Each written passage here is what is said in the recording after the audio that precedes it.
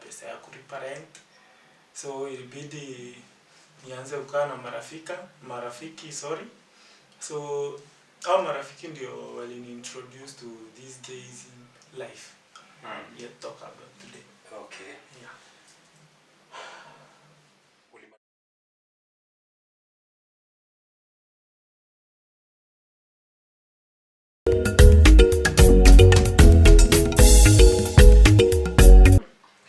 Hello and welcome to number one channel. My name is David Chams, coming live from DS Images Studios, bringing you different types of stories. If you're watching this channel for the first time, remember to subscribe, drop a comment there, hit a like. My guest today has been through a lot in gay-ism life for like 5 years. So he has a story to share today with us, both all audience and all viewers. Without further ado, allow me to let my guest introduce himself. Bro, introduce yourself to viewers. Waambie wewe nani? Kwa majina naitwa Duncan Kimathi. I'm 28 years old. Naishi side za Zimmerman. Okay, umeniambia uko na story ya? Yeah, take us through your story. Yeah, I was born in 1994 by my dad anaitwa John Joroge. My mom late alipass anaitwa Esther. And when I was growing up, maisha yao haikuenda vizuri, so they had to divorce, wakatengana. My dad married another woman. So nikalelewa na mzazi wa kambo.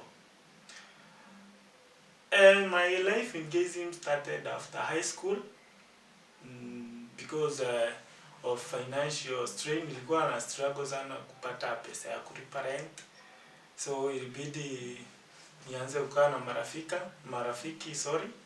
So hao marafiki ndio walini introduce to this gay-ism life. Yet talk about today. Okay. Yeah.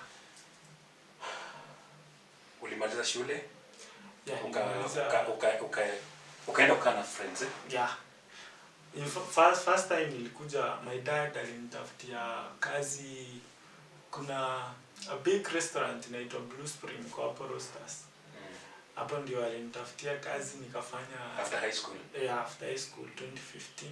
Nikafanya hapo kama housekeeping. So nilikuwa housekeeping hao watu wa kutengeneza malojing nini. So pesa yenye tulikuwa tunalipwa hapo ilikuwa tunalipwa 7,000 per month. Ilikuwa which year? Ilikuwa 2015 mwanzo. So 7,000 na uko na mahitaji fulani, so 7,000 years isaidia kulipa rent. So because pia sitaki kukaa na my dad because ananichunga sana na nataka pia kuenjoy maisha, ilibidi nikae na marafiki ndio keep distance na my father. So our marafiki, they were not straight. In that gay-ism life kuna kuchu ni gay, that is straight kuchu. Kusema kuchu, I mean a person is gay. Okay. Yeah. Na sasa when wewe sasa tuseme wewe uko straight, you mean you're not in that life. So those my friend kuna walikuwa makuchu, that is, na those people ndio were introduced kwa hiyo maisha. Kuna kitu najaribu ku understand hapa. Yani kusema kuchu, that's gay-ism sign language. Yeah, ya kutambua mtu ni type yako. Yani mtu ni anafanana na wewe. Yeah. So ulijipata aje hapo? Like nataka audience understand. Ulijipata aje ukarealize kwenye gay-ism life? I was tulienda mahali na beshte yangu. Okay, first time wakati nilianza hiyo, the first night na a man, that is a man. Beshte yangu fulani alikuwa tunafanya naye kazi hapo. Kwa tunakaa naye that time. So wakaenda ushago, anakaa side kitu huko. So wakati alienda ushago, yeye aliniambia atani-invite kwa kwao niende like kuvisit, yani kutembea tu. Na mimi napenda kutembea sana. So nilikuwa into that, nilifurahia because pia mimi napenda walk. So the person alinitumia fare niende hadi kwao. The man? Yeah, aliniambia tupatane Machakos town. alikuwa ametoka. Sasa hiyo sasa umeishi peke yako, umetoka kwa hiyo dad. Yeah. Sasa hizo sasa tunaishi na yeye. Na huyo jamaa. Alafu sasa ameenda ushago. By that hapo amenionyesha his true colors. Kwa tunakaa tu hivyo alikuwa ananisoma. So akaniita huko. By then nilikuwa na kunywa pombe sana. Ulikuwa kunywa pombe wewe? Because pia nilikuwa kijana, unajua ukishatoka kwa wazazi, hiyo freedom, umeshapata freedom yenye huko unapata hapo awali wakati ulikuwa chini ya wazazi.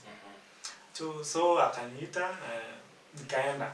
Alinipeleka club fulani huko Machakos. Na nilikunywa pombe ya Guinness na kumbukanga, nilikunywa mbili. But sikumbukangi zaidi hapo. I don't know if aliniekea dawa or anything, I don't remember. The only thing I remember ni kukumbuka asubuhi ndio niliamka na I felt I'm not like vile nakuanga. I feel from hapa abdomen hapo, kutoka hapa chini kuteremka na feel pain, uchungu. Na nikamuuliza, is there kuna kitu ili happen because kwa nini na feel uchungu na sikuwa na feel hivyo usiku. So after kukunywa hijini ni kama uli blackout. Blackout na I don't know kama alinibeba because nilijipata kwa lodging nimelala. Akaniambia ulikunywa sana na ukalala. Nilikuwa shocked because mimi nilikuwa nakunywa more than 5 Guinness. By then nilikunywa 2 hiyo time. Na nikableki sasa. Nilishindwa niaje because hiyo sikuwa nikiwa normal. But hakuniambia ukweli, alinificha. Tulitoka Machakos na tukarudi kwenye tulikuwa tunakaa. Vile ulimuuliza unasikia pain kutoka ukajibu nini? Aliniambia yeye akajui kama nilianguka wakati nilikuwa nimebreak, but yeye alinibeba nilikuwa niko blackout, yani sijielewi, but ajui kama nilianguka, labda nilianguka nikaumia. Hivyo ndivyo aliniambia.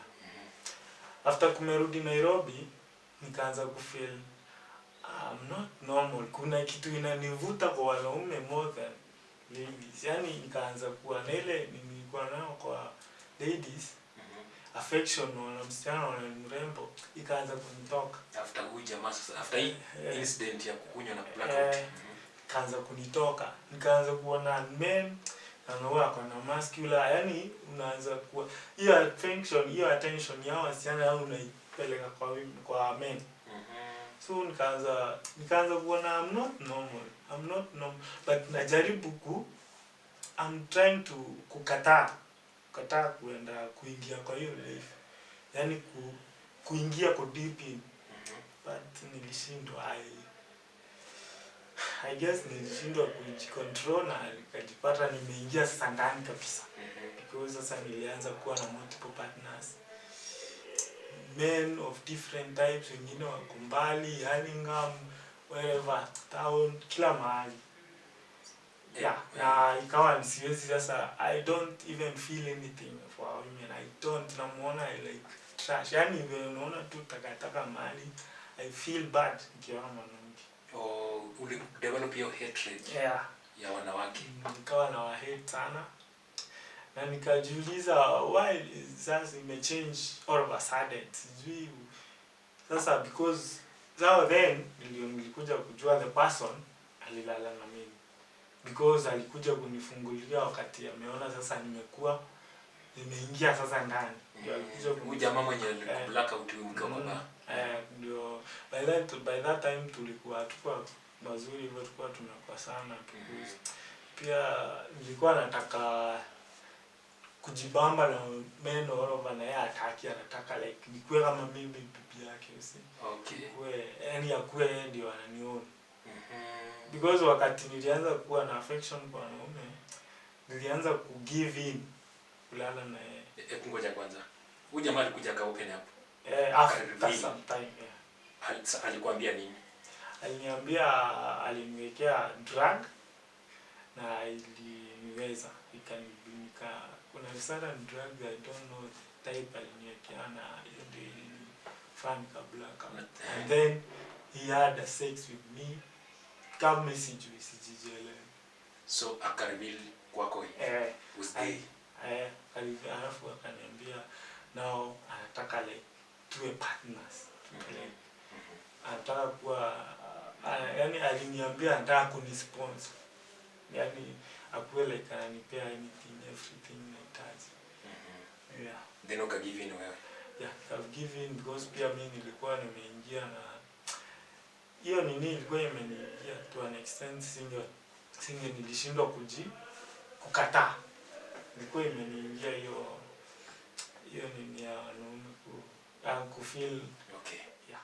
Partners. Because sasa nilitoka kwake because niliona anani kama aniweka maisha yenye staki. Nataka kuwa natembea Europa nazunguka hapa naenda pale na yeye hataki. Unataka kupiga sherehe.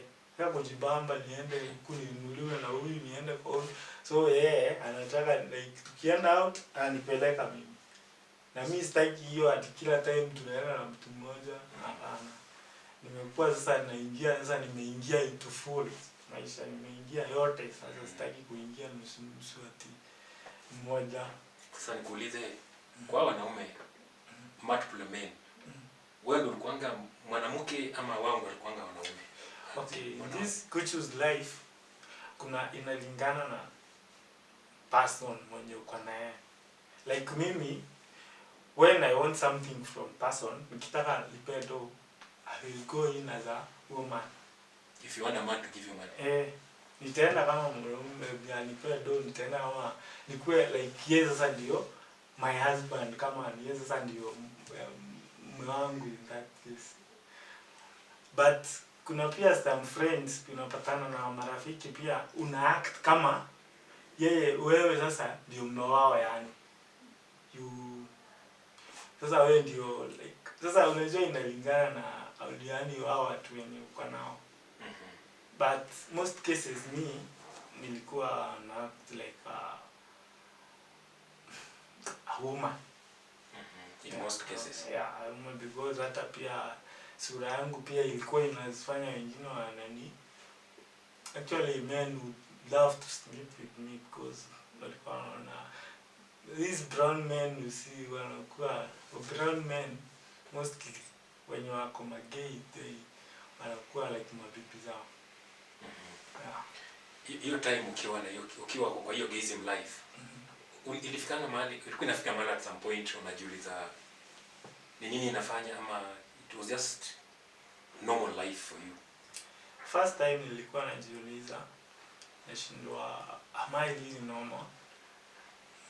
Na naona yenyewe siko normal, nahitaji somebody to counsel me. But then naona kufungukia mtu itakuwa hard.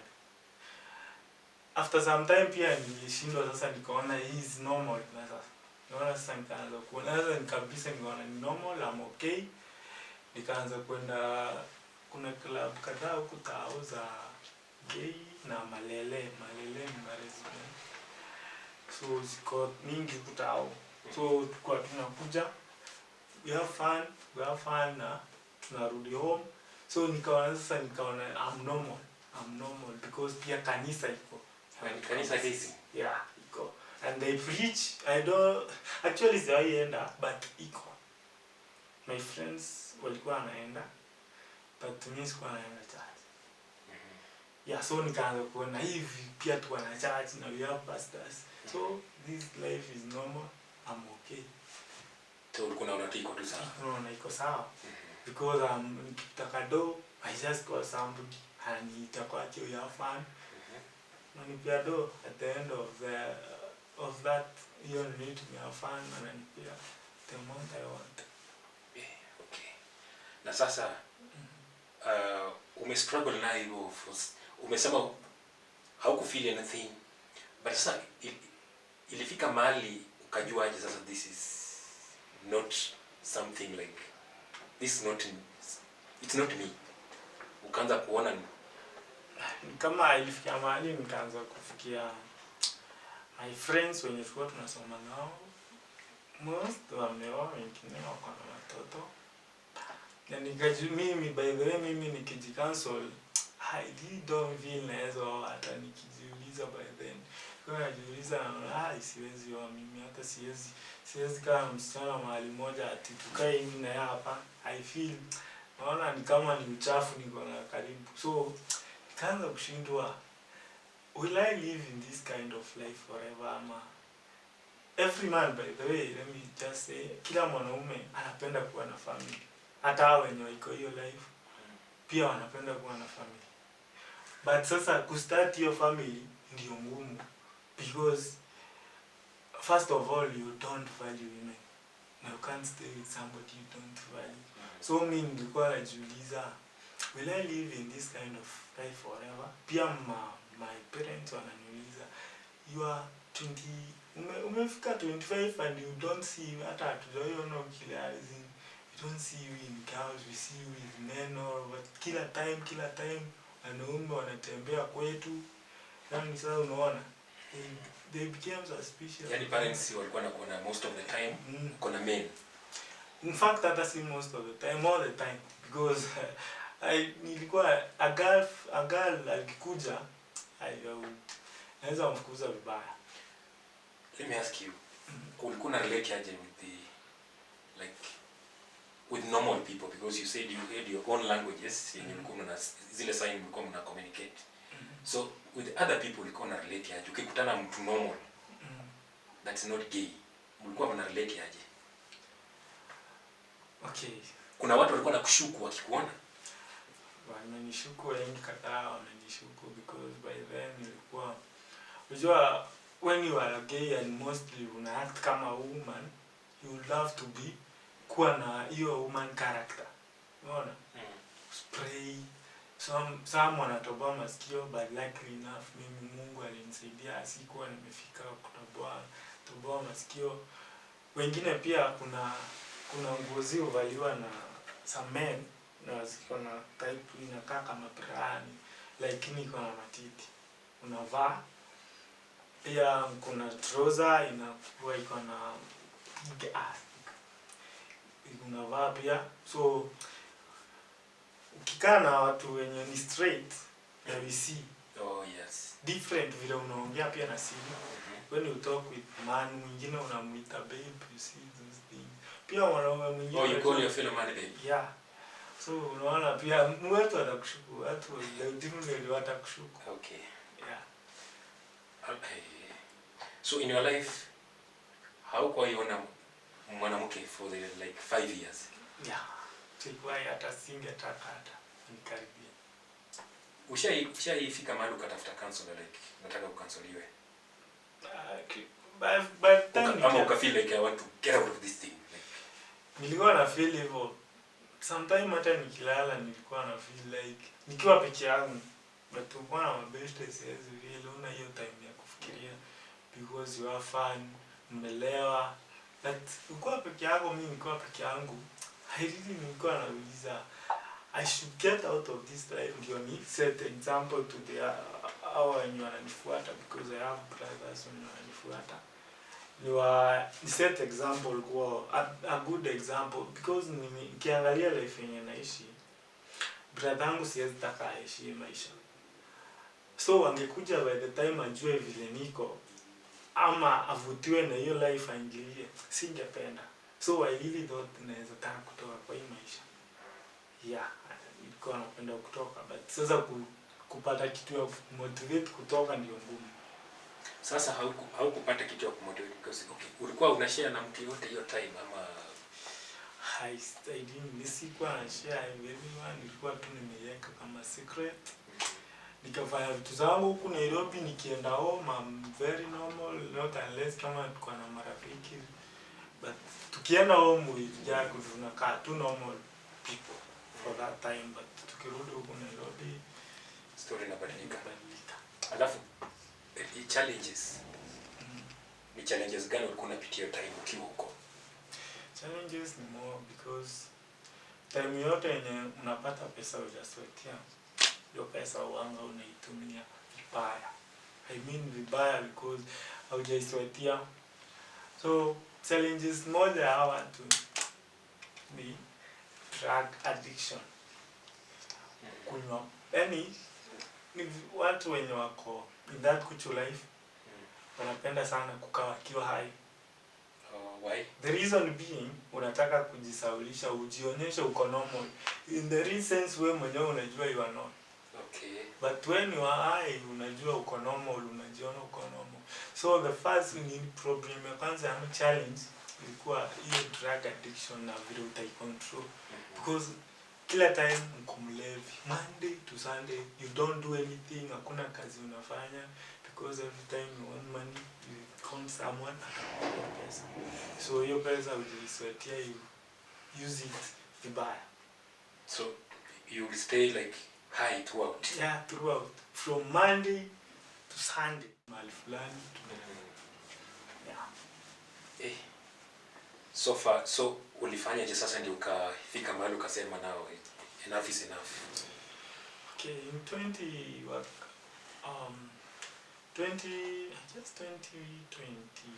2020 mwisho hapo nilikuwa nafanya kazi mahali kunapikwa chapo, nilikuwa chapo mzima man. Hakuna Sarah lady mwenye alikuwa na salon hapo karibu. Huyo msichana anaitwa Josephine Karui. Huyo msichana alinivutia. Mimi sijawahi vutiwa na msichana yote, but huyo alinivutia because niliona akona a good heart. Kuna kitu alinifanyia. What do you mean alikuvutia? Alikuvutiaje? As in, mimi alinivutia because nilikuwa nauza chapo na that time nilikuwa busy. Akakuja hiyo time nilikuwa busy sana. So nikamfungia chapo na nikamfungia, alikuwa anataka chapo 10. So mimi nika confuse na customer fulani kwa chapo 15. So mimi nikumfungia hizo chapo 15, yeye akaenda. Hakujua. After the next day morning akakuja na akaniletea ile pesa yenye ilikuwa imebaki, yenye ilikuwa yani hiyo extra akaniletea.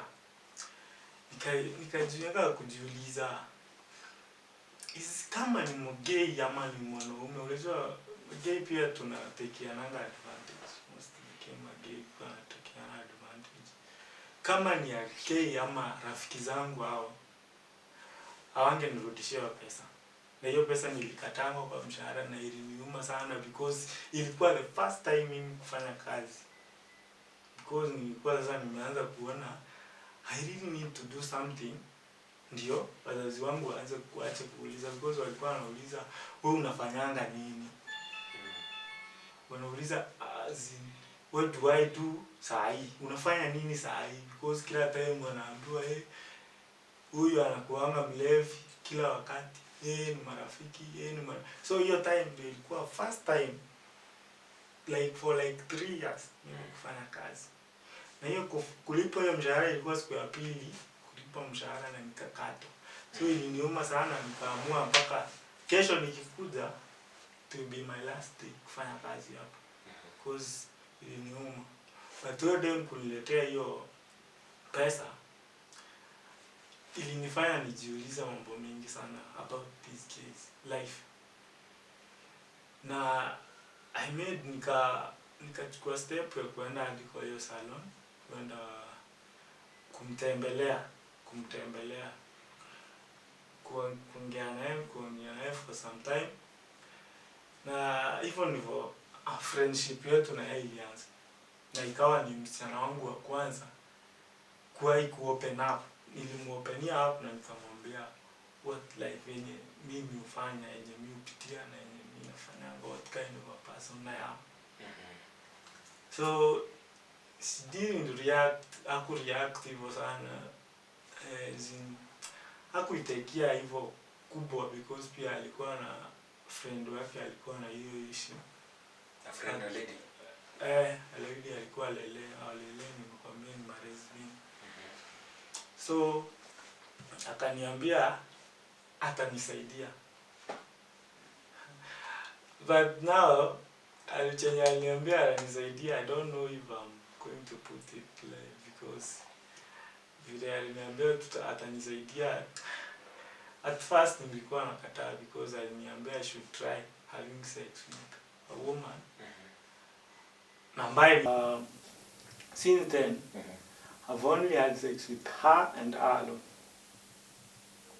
No any other girl. So you're still in relationship? Yeah. Yeah, we are still in relationship to now.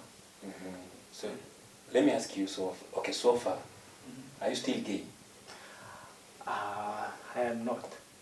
You changed completely? Yeah, I changed completely. I don't feel anything for men anymore. Okay, wacha nikupisha nyuma kidogo. How was life in high school? Life in high school ilikuwa, let me say, a normal life. Because by then I was not in anything. Nisikuwa na hizo feelings men or men. I didn't. But let me tell you one thing. When you are straight, because kila mtu anaanzanga akiwa straight.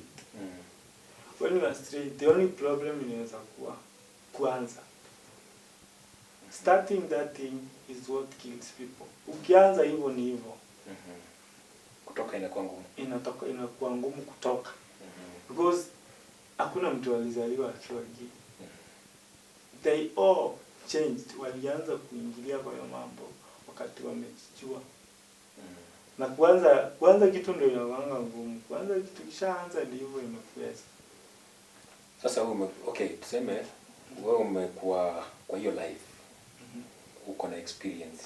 Umesema ulikuwa huko 5 years ukakuja ukatoka, ume-experience vitu mingi na uko na hiyo life. Unajua saa hii vijana wengi sana they are struggling with gay-ism, like mpaka hata students wanakuwa watu wakubwa all over. Ni nini unaweza advise, like ni kitu gani unaweza fanya kwa advice zenye zinachangiaga vitu kama hizo someone kujipata huko? Kuna kitu sijakwambia and it is very big story I think I need to tell you. On that process ya kuwa gay, there is something bad happened to me. Kitu ilinifanyikia mbaya and I really need to show you something. It's pesa. Okay, kuna kitu sijakwambia nitakwambia na sijui vile audience wa channel yako watareact because it is a bit shocking and it is not a bit, it is shocking. What is that? Hiyo ni kadi ya hospitali. Casino ndio hospitali yenyewe na iko hapa Konja stage hapo karibu na stage ya Konja. Na mostly na acting na about my diseases za STD. So ukiangalia hapo chini utaona the day he was enrolled to ART. ART ni ARVs. Okay. As in pills za HIV.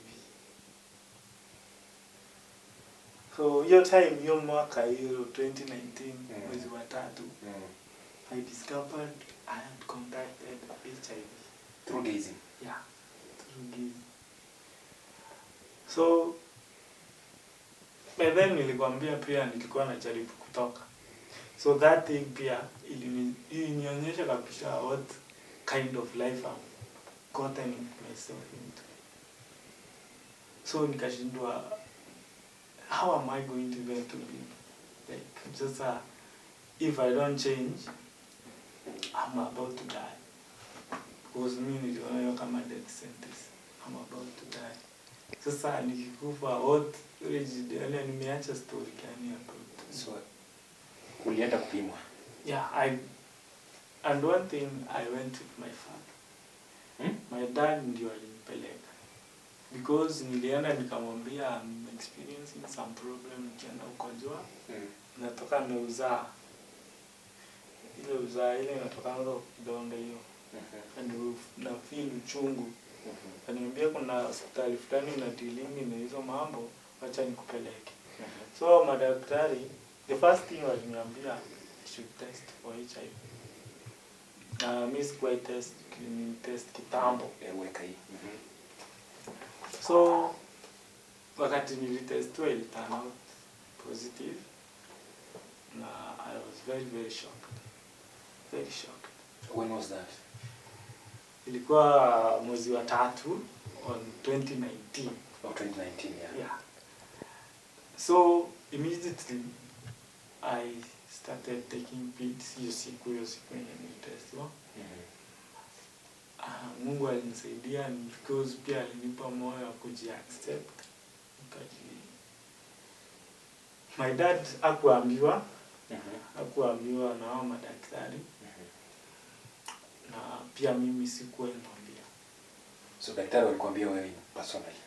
Yeah, waliniambia personally because tulikuwa pia kwa office.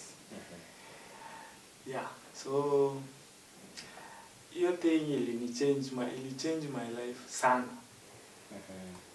Because pia I was raised in a family yenye iko na imeokoka sana, nikisema hivyo imeokoka. Na nilijiuliza, I put myself, nikajiweka, nijue kuna sema kujiita kama mkutano. Nikajiuliza, I can only live in 2 different lives, like na sahi. Either nifanye hiyo bezi kabisa, manijibambe nice nikufe. Ama niamue kutake pills na okay, hiyo kujibamba pia niambukize watu. Hiyo kwa hiyo maisha pia niambukize hata my friends pia juu pia mimi niambukize. Ama niamue kuchange na ni change na maybe Mungu someday atanisaidia, ataniponya or something, because pia nilikuwa naamini hakuna kitu impossible. And I think nili choose to change. Take pills, kufanya kazi yenye hichi sikuwa nafanya, na kutoambukiza yoyote. Because nilikuwa pia sitaki kuharibia mtu maisha kama vile yangu nilikuwa naona imeharibiwa. So niliamua kuchange, nikatafuta hiyo kazi, na ndio tukapatana na this lady. Kwa wakati tulipatana na yeye, I didn't tell her about my gay-ism life, but sikumwambia of my HIV status. Because, yeah. We have sex na yeye for more, not once, not twice, for some time. Na tuka move in pamoja pia, kwanza ukaa pamoja. In that time sikuwa nimemwambia anything about taking pills, ama kuchukua ya kukunywa hizi madawa. So after sasa, okay, sasa mko pamoja? Yeah, sasa tuko pamoja. As a couple? Yeah. Ushai disclose your status? Yeah, and we disclose here after to my car for 1.5 years. How did she take it? Okay, mimi hiyo siku alikuwa na shida ya kutapika sana, nikatapika, alafu alikuwa anamea vidonda kwa mgongo. So mimi nifikiria maybe after mmekaa for 1.5 years. Maybe amepata virus. Which pia nilikuwa muoga kumwambia tuachane, because ninaogopa pia kurudi hiyo maisha. Because pia hiyo time tumekaa na yeye nilichange kabisa, ikakuwa hata most of the time kwa na yeye ni kama si uko niko job. So hiyo life pia nikaenda nikikata. Unaona? So nilikuwa naogopa kumwambia ani-expose kwa watu, ama asiponi-expose pia nirudishe kwa hiyo maisha. So wakati niliona ameanza kuwa na signs ambazo ni signs za hiyo ugonjwa, niliamua kumpeleka hospitali tupimwe sisi wote. So nilisema tu chenye kitakuwa kikubwa, because pia kama ako nayo acha, kama atakubali kutake pills kama mimi atake.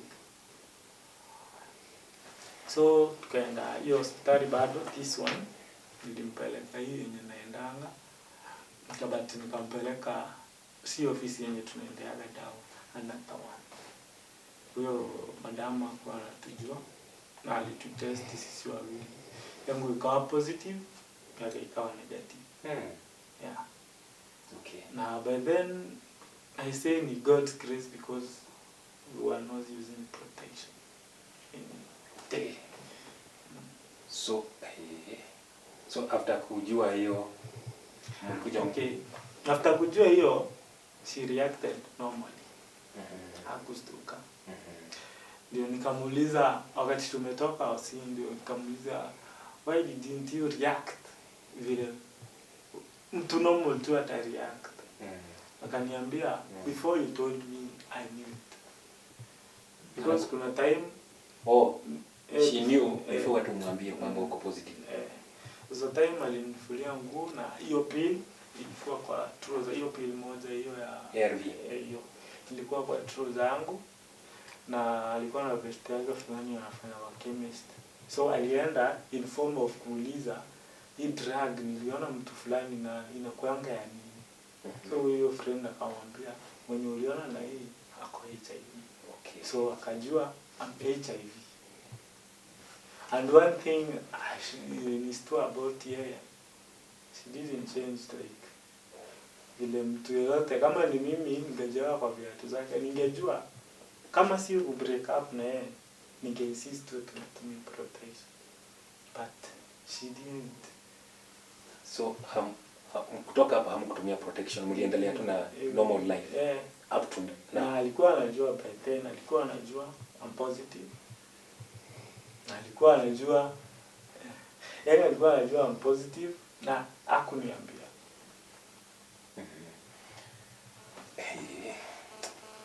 So mmeka faulu? Okay, now tunaelekea mwaka 3. Tumekaa 2 years now. Okay. Sasa turudi kwa that gay-ism life. Yeah. There is something here I wanted to make audience understand and learn something from what you went through. Is ni nini unaweza kuambia that contributes kwa yenye nachangia mtu kujipata huko yenye mtu anafaa avoid? One thing mtu anafaa avoid ni marafiki wabaya, peer pressure. Marafiki ndio ukinionyesha marafiki, kuna msipai sema ukionyesha mtu rafiki yako anajua kind of person you are. So most of the people who are there ni through marafiki.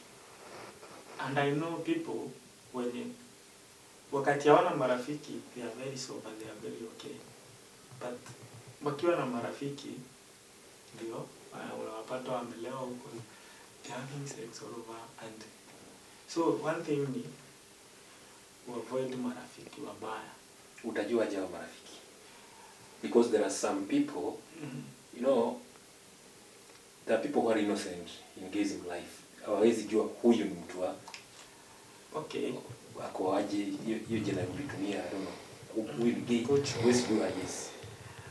Okay, one thing unajua unafaa ujue na wanaume gay, they are very generous. Ukiona mtu anakupea pesa na anakupea without asking for anything, ni mwanaume kama wewe, you take caution. You are not in safe hands kwa mwanaume peke yako kwa nyumba ama mahali popote. So you should avoid kuchukua pesa from other men kama hujaifanyia kazi.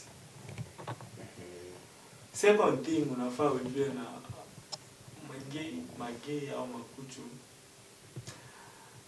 they like happy sana. Oh, they okay. They're livest. Wanapenda starehe. Starehe. Ukiona mtu anakuinsistia all the time uko club, uende club. Just think twice before ujiingize kwa life ya mtu, because he may not be straight. Maybe yako hivyo. So unafaa uchungane na marafiki zako. Uangalie uangalie pia dhamiri ya mtu. Dhamiri sijui ni tunahitaji na proper English. What? Dhamiri yani unajua kuna mahali pia ukitembea hivi una feel uoga fulani. Ile fear. Hiyo kafia unaisikia. Haidanganyangi. Anytime Instinct. Your instinct. Yeah. Anytime you feel that, you should not try something and you feel uoga kufanya. So mtu akikualika mahali and you don't feel like going, you shouldn't go. Jaribu kuavoid. Because kama mimi, I felt like I'm not supposed to go, but hiyo time pia nilikuwa na hiyo pressure, nataka kuenda Machakos, sijawahi enda. But nilikuwa na hiyo fear. What if this person is not good? What if one kidnap? What if wanifanyie tu? What if uko nasikia kuna uchawi? What if waniroga? No. So kama singeenda, maybe singepitia hilo nimepitia. Maybe hiyo safari ndio ilichange everything. So we should try to avoid friends. Hata afadhali ukae tu peke yako. We should try to avoid friends. One thing else, we should avoid drug addiction. Hizi pombe nini. Pia hizo zina lead to kuwa hiyo easygoer, yani kukubali tu kuwa sex na because pia ukuwa mlevi, na ujielewi, pia unahitaji kwa kujichungana na hiyo drug addiction. Another thing pia, wengine wanatoka shule, au vijana wadogo wanatoka shule. You should not get yourself into something you know very well itakuruin maisha yako. In fact, hapo ndio nilikuwa nataka kuulize, the young people, sasa wacha hii life ya nje, these grown ups, these adults. Gay-ism iko mpaka kwa shule siku hizi. So what do you tell them, like, what may end up contributing? What could the contributing factor yenye unaweza waambia wa avoid kwa sasa watoto wa shule? Okay, mimi naweza waambia, you don't want to enter something, kujiingiza kwa kitu yenye itakuharibia maisha yako completely. Because the time you get into gay-ism, you have not only affected your life only, umeaffect pia maisha ya familia yako, na let me say your parent and your siblings. Now the moment you get into that life, it is very hard kutoka. It is very, very hard kutoka. Because I know people wenye wameishi for years and years trying to get out and hawajaweza. So, kama mimi niliweza, it doesn't mean wewe utaweza. So, the thing that ninaweza kuadvise ni usijaribu kuingilia hiyo maisha, because it is not fun. It is not fun at all. It isn't. Ni maisha ngumu na ni maisha mbaya. Usijaribu kujiingiza tafadhali. Okay. Sasa najua sasa saa hii umereform ama uko kwa healing process. Mshaipata counsel na akakalisha chini akakuwa counsel about that life, because bado niko sure it's a wound that still existing in your life, like ndio una heal, but mshaipata counsel akaku counsel about it. Mimi naenda nitasema na attend church fulani iko Githurai 44. Pastor anaitwa Joel Mandu na appreciate sana. Huyo pastor alini counsel some time back. Na I don't know if you are going to believe me, because it is quite shocking, as I said. Last year, mwezi wa 8 ndio tulianza kwenda hiyo church mwezi wa 6 last year. Na amekuwa akini counsel. Pia my wife alimwambia story. So alikuwa anita and counsel. So mwezi wa 8, he called me first August. Aliniita hapo church mbele na alisema aliniombea. From 1st August mwezi wa 8. Believe me or not, I've taken no HIV pills up to now. From 6 months. From last year? Yeah. 6 months. Na aliniombea 1st August. Na kunywa any drug. ARVs. Leave me. Up to now. Na anytime sahi tukienda kupimwa HIV, I'm negative. Yeah. Okay. I'm very, very negative. Okay, for the last 6 months? 6 months. I've not taken those pills. Nimetumia for 3 years. Mpaka hapo. Okay. So you still go to that church? I still go there. I still go there. Attend there. Okay. There are people who are now gay-ism, and they're struggling the way you struggled before, asking themselves questions. How will I get out of this? What do you tell them? One thing naweza kuambia mtu, because I know kuna mtu ananitazama na nike. One thing unafaa utafute kutoka kwa maisha hiyo ya gay-ism, because watu wanasemanga ni ngumu kutoka. Jiamini. Ukijiamini, tafuta a motivation factor. Something that will motivate you kutoka. Lazima ukuwe na kitu yenye na kumotivate kwenda mahali kama pale ndio ufike. Otherwise kama hauna kitu ina kumotivate utaishi tu hapa.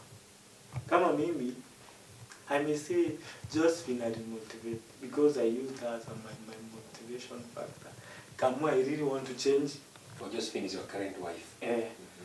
I really want to change because of her. Because ameniamini for that time. Na pia ananiamini I can make a good husband in which me najijua I can't. So I really wanted to change because of her. Okay. So you should try to find a motivation, something to motivate kutoka na kufika mahali fulani. Yeah. Wow. Hey. Anything maybe you may have left out before you wind up? The last words. Another thing ninaweza ambia watu ni trust in God.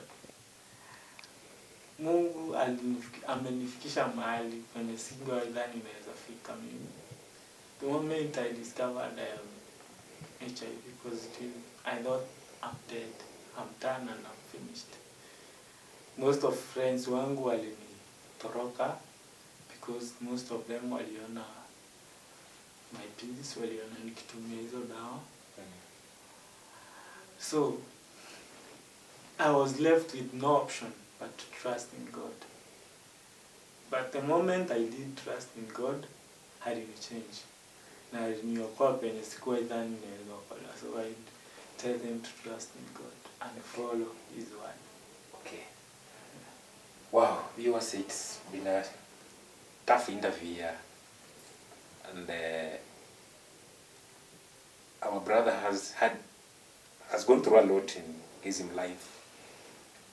He felt sharing the story out here to audience and maybe give advice on the same for those people going through that life, and maybe those who are vulnerable or who may fall victim. Hope you've heard from him. It isn't easy life there. So we shall keep you in prayers, brother, and we thank God you decided to seek God, you decided to seek counsel, and you decided to change your life to become a normal person.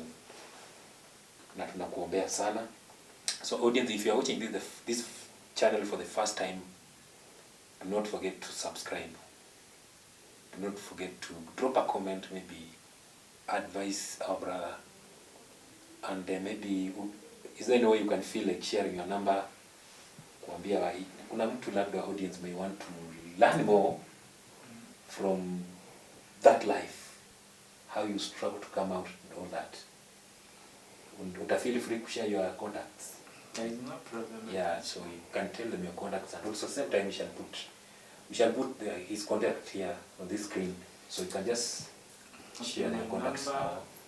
My number is 0741 96 0859. 0741 96 0859. Thank you. Okay, so viewers, that has brought us to the end of our show today. Bro, thank you so much for coming to our show. Tunakushukuru sana, tutakuombea ukifika kuinje. We are happy we changed na uko na God is with you and God will keep you moving. So thank you so much again. See you in the next video.